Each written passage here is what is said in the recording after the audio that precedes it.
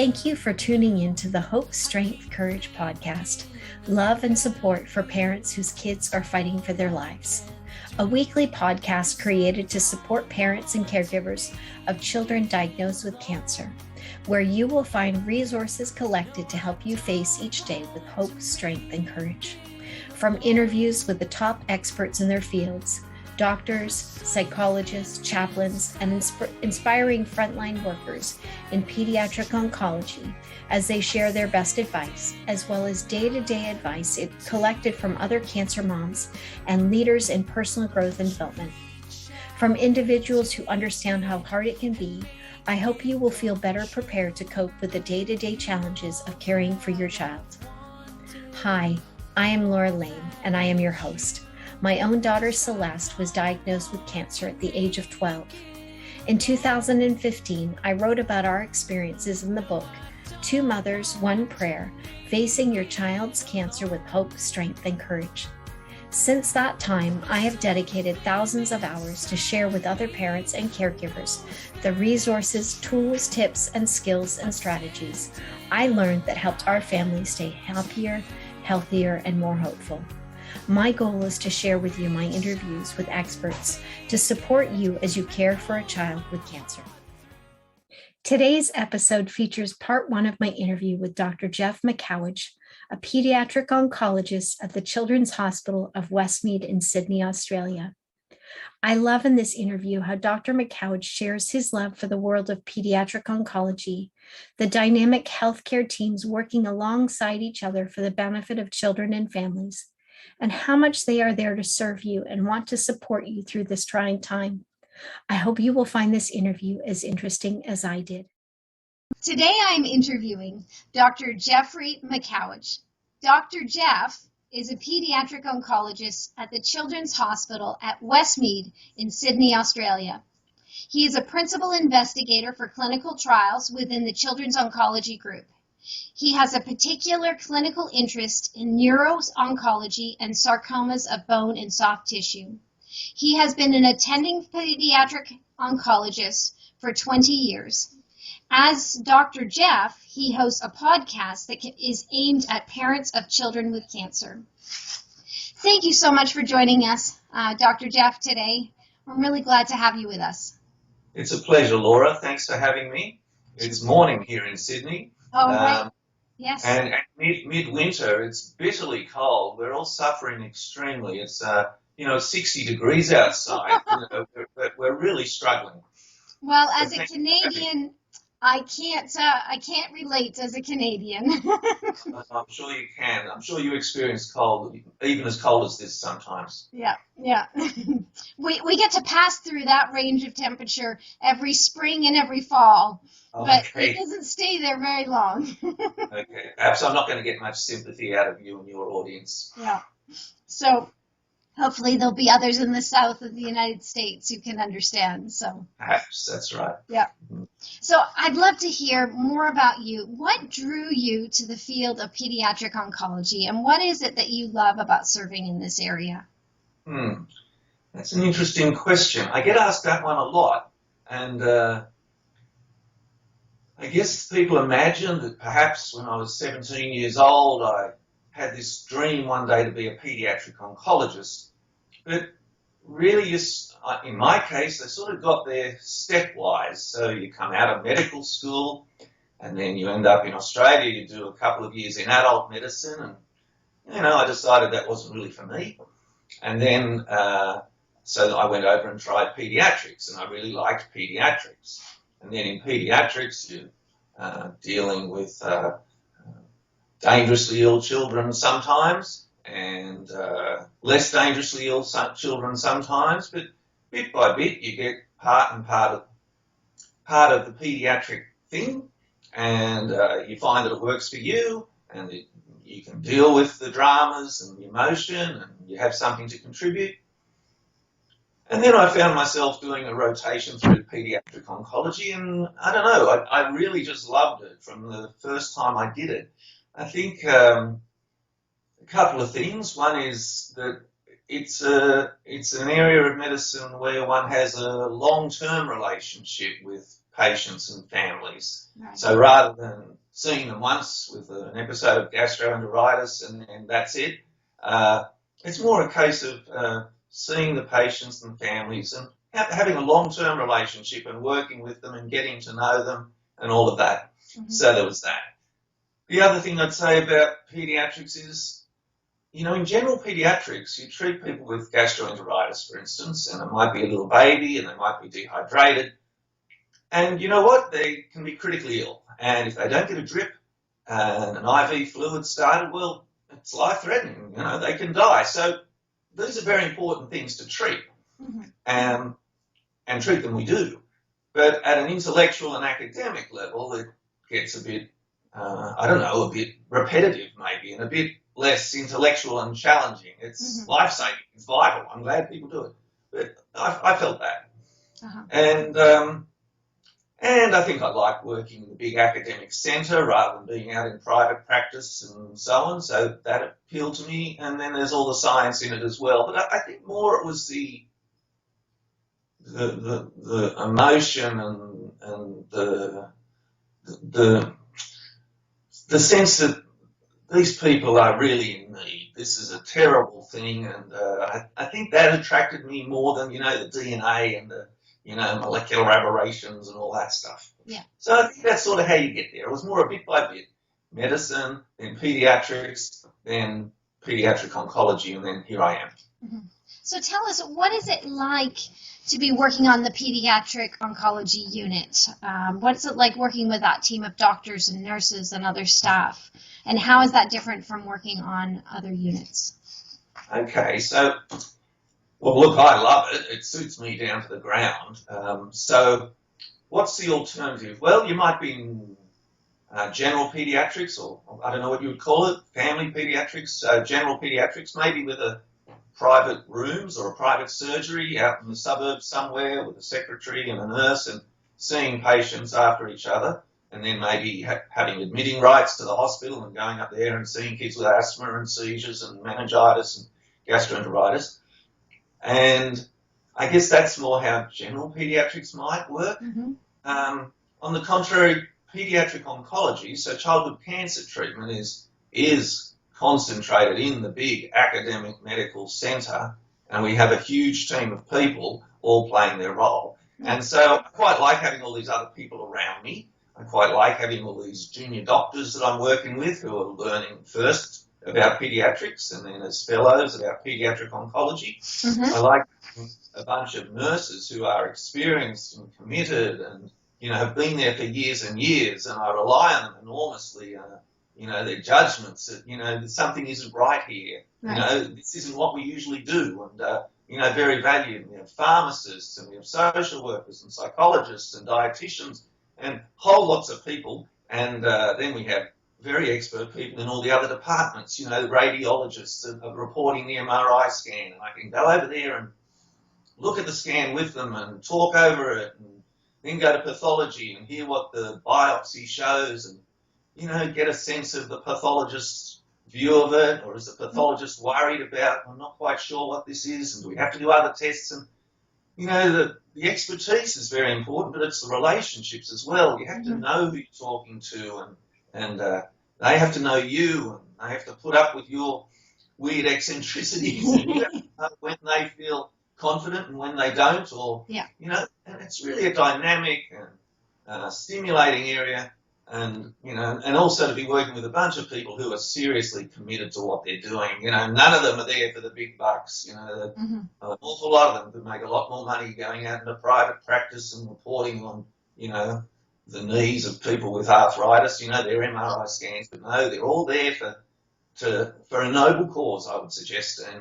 And so it's great. I love it. So it's that incredible sense of team and... That's right.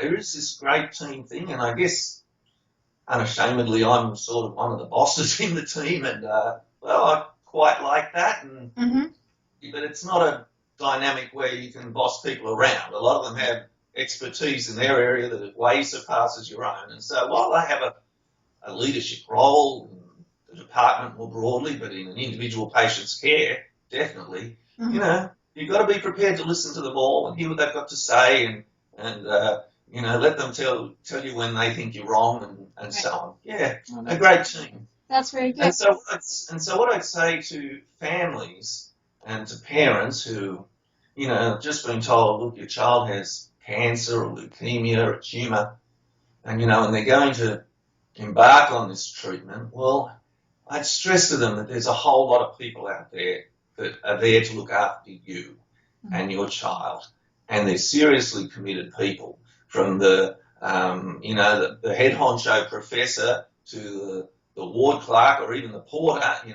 People get to know these families, they get to know these children, and they're all there for you. They're there to help.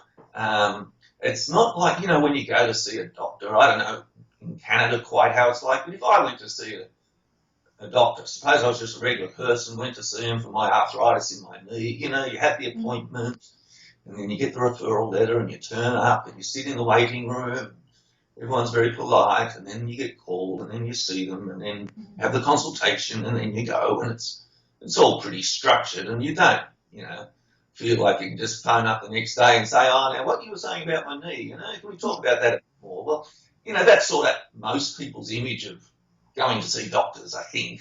So the dynamic here is a very different one. This is a team that's there for you. There's all sorts of people with their parts to play, and they want to be there for you, and they want to be very flexible. Some of the treatments we have to use are pretty strong and toxic and have side effects, and I want to know that the parents feel completely free to phone if something's wrong, if their child seems unwell, if they think the child's toenails look funny and they don't know what it means. I want them to call. I'm relying on the parents to be in touch with our team, tell us when things are odd or unusual, and sometimes we'll say, yeah, that's no problem, and sometimes we'll say, no, that's a problem. So I really want parents to feel free to be in touch with the unit and to be talking to us. And at 2 a.m, if there's a fever, you've got to call. Everyone's there for you. We're all worried about the side effects of these drugs. We'll be nervous if we think you're not going to be in touch. So, that's what I'll encourage. Think of it as a dynamic where you can call on help from various different quarters. And, most units will have, a structure for who do you call. Who are you going to call when things are worrying, whether it's the children's ward or the consultant attending on call or the fellow or who. They'll have systems. Use them.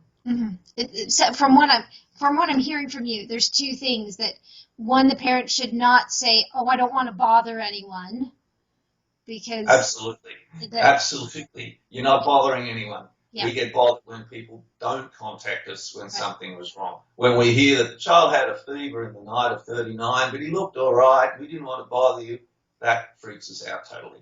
We want to hear about it. Now, do I personally need to hear about it every time? No, I want the unit to hear about it and to respond, and everyone's drilled and knows how to respond. So none of this, I don't want to bother the doctors or the nurses or anyone. We want to be bothered. Right. Sorry, that a second thing. Yeah, so then the second thing was, don't try and figure it out yourself. Let you make this, or your team make the decision on whether it's good or bad. If you think it's different, just let them make the decision. That's right. Now, there's limits, of course. Someone with a mosquito bite, no, you don't have to be in touch. But, yeah, things that seem odd, these are very complicated medical situations we find ourselves in, where we're treating a cancer and, very often we have the cancer improving and shrinking or going into remission, but we're still throwing around some, pretty strong drugs with complicated side effects, and I don't expect the general doctors in the emergency department to have very good familiarity with these things. So very much I don't want parents sort of dwelling on it and Googling it and trying to work out, well, what should we do? Call on the experts, and if 3/4 of the time we say, oh, it's nothing, don't worry, that's okay. Don't feel, oh, I disturbed them for no good reason. Okay? Yeah. Terrific. Okay, so my next question for you is, what key advice would you give to parents of children with cancer? What are the things that they should be doing, the things, just important information you think that they should know? All right, so So let's imagine that we're right at the start and the child has just been found to have cancer or leukemia. Mm-hmm. Okay, worst day of your life, undeniably. Terrible, totally shell-shocked, totally devastated. And that's why we're going to tell you the same things 5 times over. In the case of one time, you'll remember it. Well, so we're going to embark on treatment for this cancer or leukemia. And your doctors will need to advise you about whether this is a form of cancer where we should be being optimistic that eventually we'll cure the disease, or is it one where, we can't be as optimistic, or even is it one where we can't be very optimistic at all? Right. So you need to get that from your doctors. This is not one to Google and look at. First off, childhood cancer is a totally different thing to adult cancer. They're totally different cancers, and even when they've got the same name like lymphoma, childhood lymphoma is different to adult lymphoma. So you really need to get that from the doctors. But keep in mind that, something like 80% or more of children with cancer will be cured. If you're looking at the sort of developed world, Canada, Australia, the US, Britain, France, all those countries, it's over 80% that will be cured. But, you've got one child and you don't want them 80% cured, you want them 100% cured. So get the information from your doctors. But in any event, we're going to go down a path of treatment, and almost always that involves chemotherapy.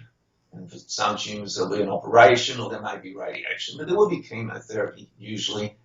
And I've got to say that, we achieve this 80% plus by using chemotherapy, and we throw it around in pretty solid doses, pretty high doses, and we expect to get all sorts of side effects. In fact, if we didn't get many side effects, we'd probably put the dose up until we did, because higher doses very often are the key.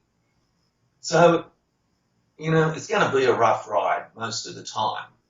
Again, get your doctors to tell you, is this going to be the sort of minimalist chemotherapy or something medium, or is it going to be full-on acute myeloid leukemia, bone marrow transplants, things like that? Yeah. But whatever it is, it's going to be a way worse time than you've probably ever experienced.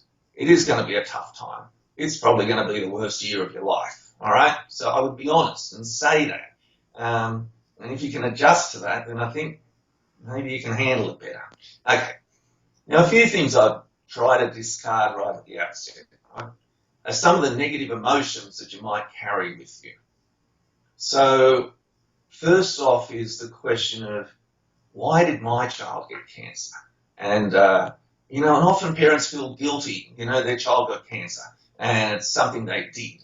It's what we fed the child. It's what we, smoked when I was pregnant, or I drank, or, it's TV, it's where we live. It's, I've got to say that I struggle to think of a single lifestyle factor that is associated with childhood cancer. Okay? Mm-hmm. Smoking and adult cancer, definitely. Not enough fibre in the diet. Drinking. Pretty much anything that's fun in adults seems to be linked with getting cancer. But in childhood, it's not about lifestyle. It's nothing you did. It's not from anything you did. It's not your fault that the child has cancer. Mm-hmm. And it's no one else's fault either. It's not what your husband or wife or partner did. It's not their fault. It's no one's fault.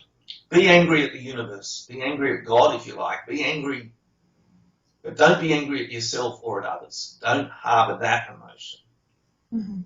The next thing to say is, well, you might be angry at the doctors. The doctor that you saw and you kept going back and you said something's wrong and he said, it's just a virus, and then, and eventually you find it's a tumour. We hear this story all the time, and, I don't hold it against those doctors. Childhood cancer is rare. If family doctors mentioned cancer every time they saw a kid with a virus or a fever or a sore bone, I think their practice would dry up very quickly because it's rare. And the symptoms of cancer, they're often what you call non-specific. They're not things that, cry out, this is cancer. They're things that cry out, this is a kid with some sore legs, probably, I don't know, growing pains, virus, something, okay? And, you know, also that delay in diagnosis that you get, it's not clear that that's going to impact the chances of curing the cancer, right? It's not like if they got to it sooner, we would have found it before the tumour spread to the lungs or something. We don't really think of it that way. More likely it's a tumour that's going to be one that spreads to the lungs from the outset, or it's not. It's not because the doctor took 3 months to work it out and then it spread. And, you know, ultimately what it's going to come down to is, do the drugs work? That's what it'll come down to. So don't be angry about some delays in diagnosis. And, you know, it's not desirable, and the child might be in a more parlous state by the time they get to you, a bit sicker or maybe more unstable. But, you know, we get through that. And then it comes down to, do the drugs work? Can the tumour be cut out sometimes? You know, all those things. And so I wouldn't come into this feeling guilty or angry or feeling blame, and you've got to discard all of those things. The other thing you might worry about is, wow, my child has cancer, well, it must be in the family, you know. What about the other kids? What about the cousins, the nephews, the nieces, all of them? And this is an area of very active research. And I've got to say that, you know, it's only a small proportion of patients where there's some, you know, hereditary component to it, something you inherit from a parent or something that made them more likely to get the cancer. This is rare. Now, you know, as DNA exploration happens, we're going to find more examples of it, I suppose. But, I mean, a big paper in the New England Journal, you know, 2015, they looked at this in great detail, and I think they found about 8% of patients had some genetic abnormality, I mean hereditary type genetic abnormality, that made them more likely to get the cancer, 8%. And, you know, so that's the sort of figure, even that may be higher than it really is. So don't freak out. Oh my goodness, all my other children need to be checked, and the cousins and the nephews and the nieces. Right. Okay, so that's getting rid of some emotions at the outset. That was so refreshing to hear such down-to-earth, behind-the-scenes advice from Dr. Geoff. To have that reassurance that our child's medical team is there to support and serve, and that we are not a burden to them, and that they are just as concerned about our child's welfare as we are. Please join me next week for part 2 of my interview with pediatric oncologist and podcast host, Dr. Geoff McCowage, as he shares his best advice for parents. And he tells us about the podcast he created specifically to support parents when their child is first diagnosed with cancer. And in the meantime, please check out Dr. Geoff's podcast, Understanding Childhood Cancer with Dr. Geoff, on your favorite podcast player. Before we end our show today, we have one last segment. Over the last few years, I have asked other cancer moms what advice they wish they had known when their child was first diagnosed. I have compiled that information and will be sharing their advice each week. You can download the top 101 pieces of advice that I put together as a mini ebook at twomothers1prayer.com. Today's advice echoes one of Dr. Geoff's comments. This mom said, "It isn't your fault." Her in-laws blamed her at one time for her daughter's leukemia. If we recall what Dr. Geoff said, childhood cancer isn't about the food our children eat. It's not about watching television. It's not where you live. It's not your fault, and it's not anyone else's either. So be angry at the universe or God if you must, but don't be angry with yourself or others. Thank you for sharing that. If you have advice you have learned along the way that you wish someone had told you weeks, months, or years earlier, I invite you to fill out the contact form on our website, twomothers1prayer.com, and I will be sharing your advice with our listeners at future shows. Thank you for taking the time out of your busy schedule today to listen to the Hope.Strength.Courage podcast. I look forward to sharing more experts and advice with you again next Wednesday. Please remember to take a minute to subscribe to the show. Thanks also need to go out to our Hope.Strength.Courage production team, which consists of my wonderful assistant, Tracy Ogilvie McDonald, Andrew Braun at Braun Audio and Audio Geek, music by Fizz Anthony, social media support by Marife Constantino, and graphic design by Amy Hosmer. To learn more about myself, Laura Lane, and to order my book, please visit lauralane.ca.